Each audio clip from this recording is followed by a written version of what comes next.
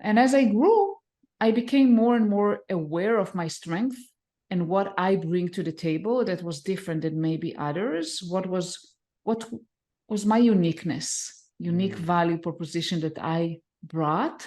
Mostly was around communication, empathy, being able to work with different personalities. And in tech, you get people very unique, very interesting kind of people you work with. A lot of time they're introverted, they're sometimes very opinionated, and I was able to kind of work with different people, very different than me.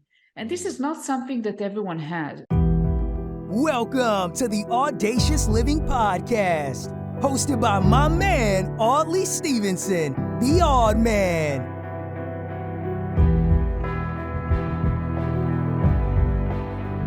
Greetings and salutations. Welcome to the Audacious Living Podcast, where we aim to inspire you to live your best audacious life ever. I'm thrilled that you're tuning in today and want to express my gratitude for your valuable time spent with us. In the realm of personal growth and empowerment, this podcast serves as your guide to embracing the audacity within you. Living an audacious life is much like being a conductor of your own symphony, orchestrating each note with confidence and purpose.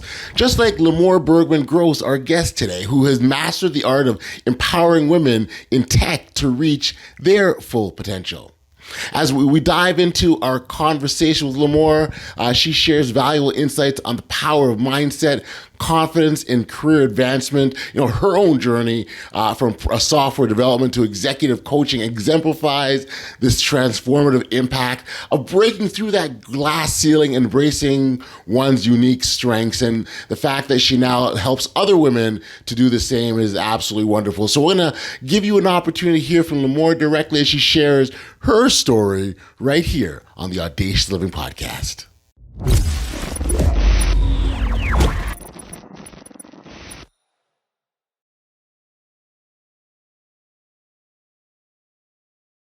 Good day, Limor. How are you? This is great to have you here on the Audacious Living Podcast. Hi, Audley. It's great to be here. It's great. Yeah, no, thank you. I really appreciate you taking the time like this. And I'm always appreciative of individuals stopping by and letting their insights and knowledge. And so I think having you here is absolutely wonderful. I'm really fascinated with the work you do in mentoring other women, particularly in the engineering space, which traditionally isn't somewhere that women showed up potentially. So, that's something that's fascinating, as well as in terms of the whole diversity inclusion piece, which is equally as important. And so maybe as a starting point, we can sort of get you to tell our audience a little bit about yourself and the work that you do. Absolutely. So, hi, everyone. I'm Limor. And yes, as you mentioned, I used to work in software development throughout my career. I started as an engineer and grew to leadership roles. And at some point, I realized that I'm very passionate about having more women have a seat at the table, and helping more women get to tech, stay in tech, and thrive in tech. And that's kind of what led me to what I'm doing today, which I'm an executive coach especially for women who has leadership roles in tech. Mostly I work with women in rather technical roles. Mm-hmm. So it can be in engineering, it can be UI, UX, it can be product, it can be other areas as well, but mostly, in rather technical roles. Right. And what draw you to that work? And it just happened organically. As I grew in leadership, I saw that I was very passionate of changing the status quo, hiring more women, and also identifying women in my organization and helping them thrive and grow. I also started mentoring in 2017 and found that it was very rewarding. I got a lot of positive feedback. So I felt like, okay, that's an area for me to think about how I can utilize my strengths and help others. So I realized, maybe it's time to do something else. Right.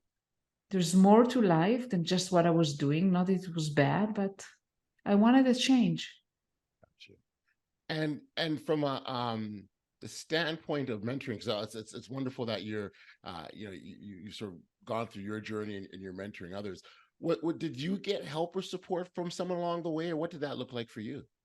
Absolutely. So I got help, especially actually most of my mentors were men, and it helped me. I got help throughout my career. When I just started as a manager, that was when I needed help the most. Mm-hmm.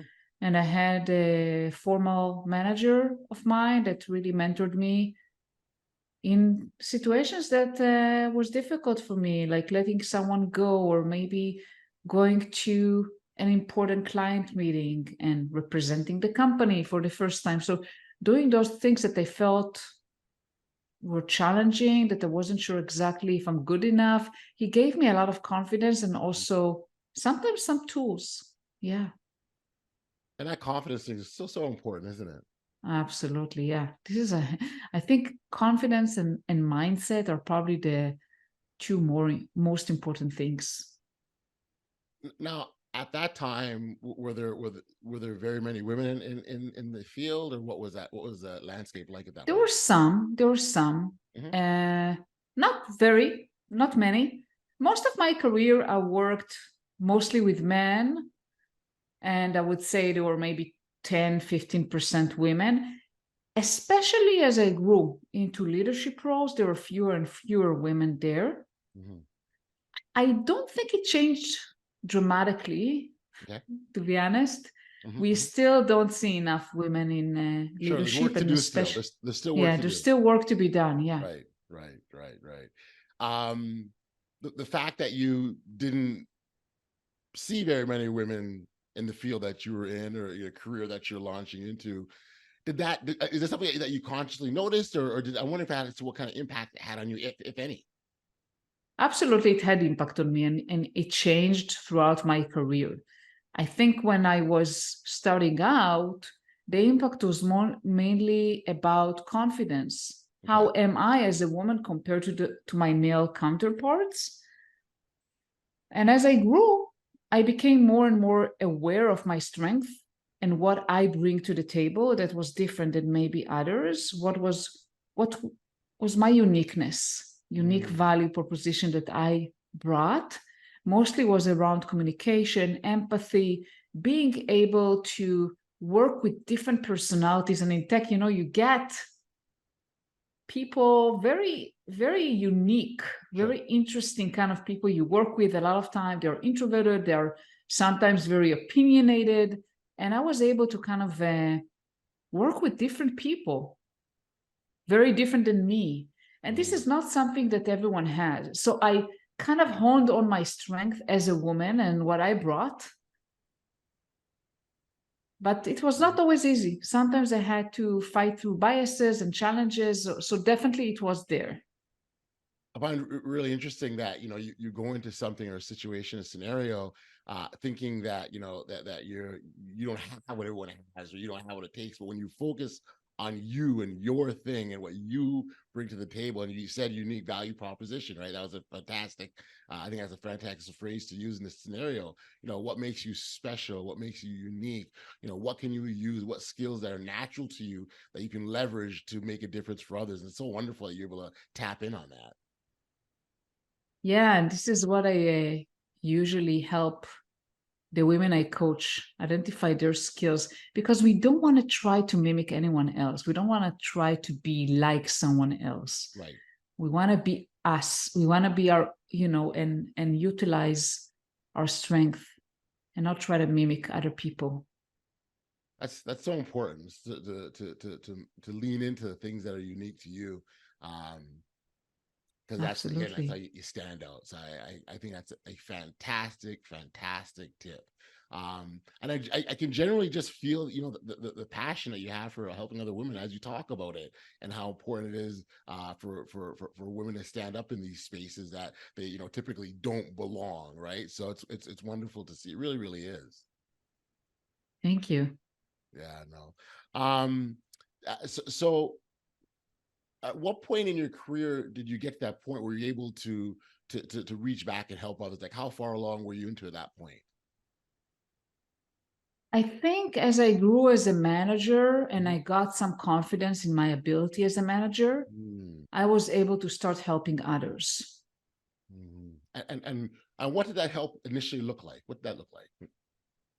It looked like maybe identifying, and by the way, it wasn't just women, identifying people who are more introverted, that maybe didn't advocate for themselves enough, and helping them.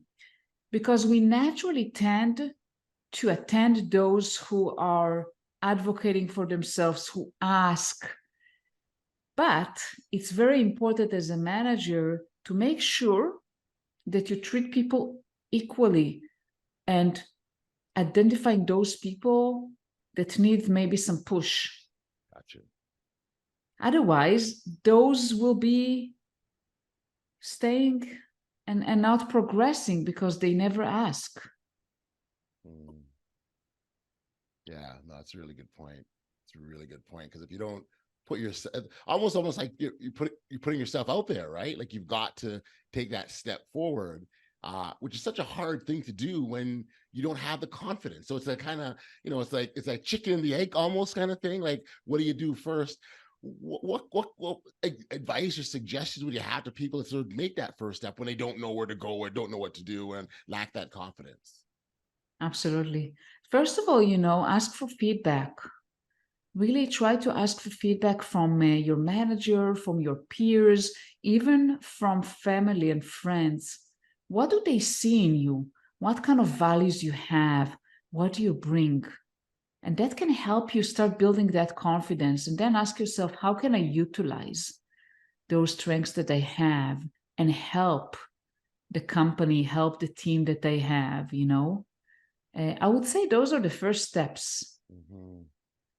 And so it's and feedback is fantastic. It really, really is. It's funny how oftentimes I it's challenging at the same time, because there's some feedback that's absolutely wonderful you can use, and there's others that aren't as helpful. And so, and I would say, well, hey, I'm not gonna listen to what people say, but we have to listen to what people say. So sometimes it's a that balancing act of figuring out what can you take to help me, and what can I need to put aside because it's not serving me, right? Exactly. Yeah. And yeah, go ahead. I was gonna say, any ideas of how do you make that discernment and how you figure out which is which? Yeah, it takes practice, I think, but eventually, you have to ask yourself, do I agree to what this person is saying? Because they may tell you some things that they see, Right. some maybe things you haven't thought about, and some of them you will say, well, yeah, I can see where they're coming from, and I take that. Yep. And some things you may say, well, they have their own perspective. Maybe that's the way they see it. I may not necessarily agree. So ask yourself, do I agree? Do I see the same way? And decide for yourself what makes sense for you to adapt, and what, it's okay. That's how they see it. Right. It's theirs, because a lot of times people give us feedback based on their values. Yes. And based on what is important to them, based on their own point of view, which may not be the same as ours. Yeah, that's a fantastic point. I'm glad you made that, Limor, because and then or even to add to that, their experiences, maybe their fears, and not that they're coming from a negative place. I think people oftentimes, when you ask for feedback, they genuinely want to help, but where they're coming from isn't as helpful because it's their own stuff that they're projecting onto you, right?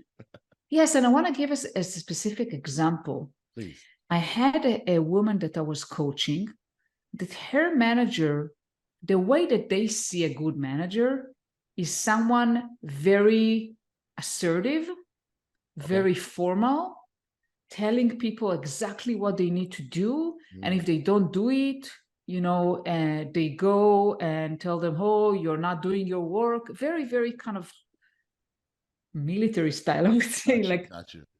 And that woman was the opposite. She was so empathetic, she valued actually collaboration, empathy, open communication, helping others. She had very different values, and her manager constantly told her, you need to be more like me. You need to be more assertive. You need to tell them what to do. And in turn, before she talked to me about it, she felt internally, it was, there was something uncomfortable with that feedback. Something didn't feel right. Mm. And when we talked about it, eventually she realized that manager, they have their own perspective of how a manager should be, right, and what a manager should do, which did not align with her values and her way of perceiving what a manager should be. Yes. And then she had to decide what she's taking out of that. Yes, in some occasions, maybe she need to be more assertive, but overall, her way was her way and was the right thing for her. And people loved working with her. Sure. And I do like that. Her way is her way, and that works for her. And it really, that's what it comes down to. There's not just one pathway to get to wherever we're going to. There's different ways, different approaches, different viewpoints, different perspectives. And so, yes, I think the onus is on a manager or any leadership role, or anyone for that matter, is to respect those differences and understand that there are different pathways to get to where we're going. Absolutely. Yeah. And so I think that's a really nice segue into the conversation of inclusion and being mindful that everyone does have a perspective, like we just talked about. Everyone does have a viewpoint. I know it's a struggle for a lot of companies. You just said not too long ago, earlier on, that we have a lot of work to do in terms of getting more women into the space. And I think where the struggle is if it's not naturally part of how your company operates how do you effectively adopt, whether it be programs or measures or practices in place that to become more inclusive? Yeah, I would say that there's a variety of things. First of all, if everyone are the same, mm-hmm, and then you hire, one of the mistakes I see that companies say, oh, I hire one woman or one, Black person, and I can mark this ticket off. Right. Got my check mark. And then this person feels that they don't belong and they are different. So I think it starts with you have to really diversify your team, different people with different backgrounds, gender, race, experience, have different perspectives, and then value those perspectives. We naturally have a tendency to want people to be like us, to think like us. This is like a nature of human beings. Yeah. And the thing is that you have to think about it that let's put my opinions aside, my biases aside, and try to be curious and open to hear other perspectives, yep, and to think about it as it's actually a good thing. It's a good thing to have different perspectives. Absolutely. Yes, sometimes it can be heated. Sometimes it can be heated discussion. Sometimes there are disagreement, but in general, it creates a much, much better team that comes up with new ideas that perform much, much better overall. Yeah, it really, really does. And there's such value in having these different perspectives. And I think once we can recognize there's power in that, it's easier to adopt not only just these programs, but the mindset, because that's really what we need to adopt. Is it's got to be part of our fiber. I think for organizations, it's got to be part of their fiber and their value system, how they operate. Because if it's not, then the sustainability is in jeopardy. Absolutely. Yeah, I would say replace judgment with curiosity. I love that. Replace all the judgment, opinions, biases with being curious and open-minded. It's easier said than done, but practice on not sharing opinions if you see yourself saying, I think, or you kind of make different statements, different opinions, stop and said, okay, this is my opinion. Mm-hmm. I need to ask questions rather than tell people what I think. Ask questions. Talk about why that's so important, if you don't mind. Yes, because a lot of times, I'll give an example, okay? I had an employee who people were complaining about, that they said he is very lazy. And I asked, why do you think he's lazy? And they said, he never show up. And I work remote, so they see him on Slack, on the tools we're using. He never responds or show up before 11 a.m. Okay. So assumption, he is lazy. Okay. Instead, I suggested, I said, I'll talk to him. And I started asking questions. Hey, what's going on? I started with facts. I noticed that you never respond, or I cannot reach you before 11 a.m. Can you share what's going on? I just asked questions. Mm-hmm. And then he mentioned, well, actually, I perform better since kind of early afternoon to late night. That's my hours. And yes, he did work later in the day. So it's very important, if you don't open your mind and really curious about the situation, you may jump to conclusions. Let's say I jump to conclusion that this person is lazy, maybe underperforming, whatever. Then everything will be painted in the wrong color. It will not yield good relationship with that person. And eventually, they will not perform well because they will feel like, I don't understand them. I'm not, I don't care for them. It essentially becomes a self-fulfilling prophecy. There'll be that person that you put them in that box, right? You put them in that box, they end up being that individual, but for the wrong reasons. Exactly. Yeah. Wow. That's a great example. It really is. And I'm sure when people hear that, they can relate in so many levels, right? Whether they've been in that situation, regardless what side of the table. I think everyone has had that kind of experience where people will come to a conclusion about you, and based on the information they have, not ask any questions, and that becomes the narrative. Yes. And the harmful thing about that narrative is that's what sort of you get labeled with, and it follows you. And you don't even know why, right? Yeah, absolutely. Yeah. No, I appreciate that. The other thing that you've talked about or references is that glass ceiling. What if you could explain what that is for people, that they understand when you refer to that? Well, it means that they get to a certain point in their career and they're not able to move past that. So let's say you started in my kind of area, you started as a software engineer, you wanted to become a manager, you became an engineering manager, and then you're stuck there. You're always an engineering manager. Right. You're always there. You're not able to progress. You want to progress to a higher level position. Mm-hmm. So it's just the ceiling that is, usually the ceiling is internal. Usually. I had another woman who I was coaching, and she said, I'm always perceived as the QA person, although I'm not doing QA for years. And I'm always trying to put into that corner, into that box, and I constantly have to break that and challenge and prove that I'm not there.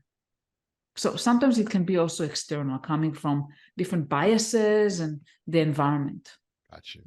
So the key then is breaking that and breaking that and advancing your career.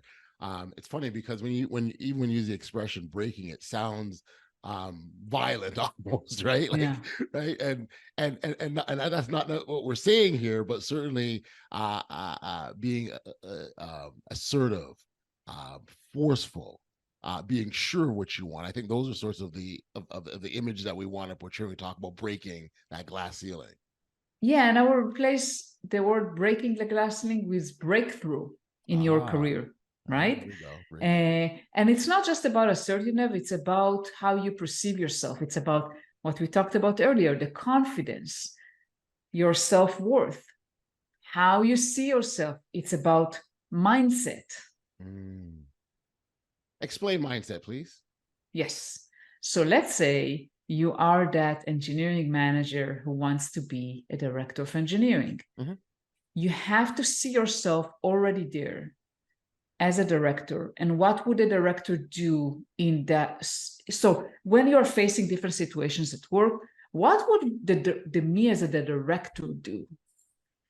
Identifying maybe areas where you can contribute. How can I initiate some things and do things that me as the director would do? So start adopting that mindset. Automatically, you're thinking differently. As you practice that, you're thinking differently, because a lot of times we see ourselves, oh, I'm just a manager, so that's the boundaries of what I can do. And when you start thinking as I'm not a manager anymore, I'm a director, you actually start seeing more opportunities. Well, as a director, there is more than I can do. There is more than I Right. can give. Right. Right. As you're describing that, I just, the power of visualization is really what comes to my mind in terms of, this is where I want to be, and I was acting like you're there, right? Yes, exactly. Like And when you start showing your value, then others will see you as such as well. yeah. And that's a fabulous way to break down those perceptions that we talked about earlier too. Exactly. Yeah. Yeah, a lot of work though, I tell you, a lot of work. But once Yeah. you can do Yeah. that, it's not an It's easy not thing. easy. Yeah. So I wonder if you could talk about because so you really you've launched really in the coaching space essentially, right? You're helping people coach their careers, and um just curious about like how people find you and the success that you've had with them, and where you've been able to take them.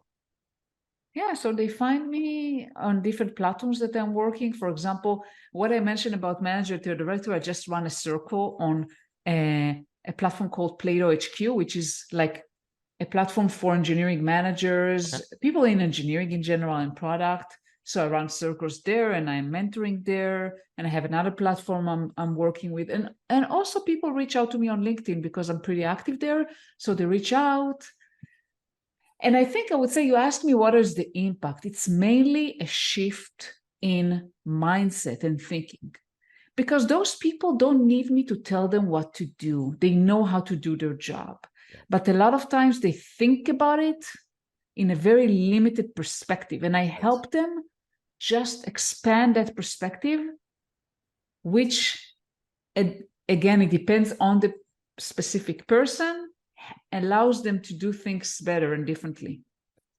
And I think the other piece that's really fascinating is that, although you're in an engineering space, this applies to just about everywhere, even in our personal lives to a certain degree, where, we can change our mindset or change the way we think or break down limitations to go to a better place. Absolutely. It applies to everyone. But I want to serve people where I feel like I bring more value. Sure. Understand. Yeah, so that's why I usually work with people in the tech space. Yeah. Again, they don't have to be in engineering, but I want to feel like I bring my best self and the best value I can. Absolutely. Well, it's absolutely wonderful, the lane that you've chosen. So congratulations Thank for you. finding your own place, because we sometimes when we see individuals in these roles, whether they're helping others or they've reached a certain level, we don't think about their own personal journey and how they got to where they got to. And you obviously had to go through your journey to get to where you are. And so I want to acknowledge that, but then also congratulate you on the reaching back, which I absolutely love and I'm a big fan of. And on this podcast, we spend so much time encouraging individuals to lead their best audacious lives ever, and live their potential and do all the great things that they're supposed to. But sometimes they need help from individuals like yourself, and so thank you for being that person.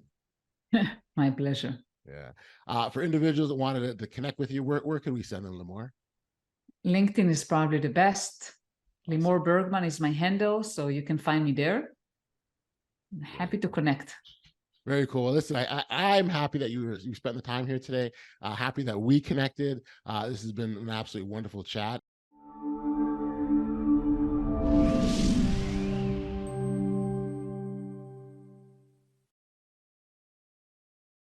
Back we are here on the Audacious Living Podcast, and much thanks and appreciation goes out to Limor for being here and sharing her story and her journey, and thank you so much. Limor's emphasis on building confidence and mindset resonates deeply with the essence of living audaciously. True empowerment comes from within, from believing in your abilities and embracing your unique value propositions. By fostering a positive mindset and an unwavering self-assurance, you pave the way for limitless growth and success in all aspects of your life. As we wrap up today's episode, remember that audacity lies in your hands. Embrace the power of confidence, shift your mindset, and embark on the journey towards living your most audacious life. Join us next time for more empowering conversations and insights to fuel your path to success. Thank you for listening to the Audacious Living Podcast. Until next time, stay safe, be kind, show love to one another, and be audacious. You've been listening to the Audacious Living Podcast, hosted by Audley Stevenson.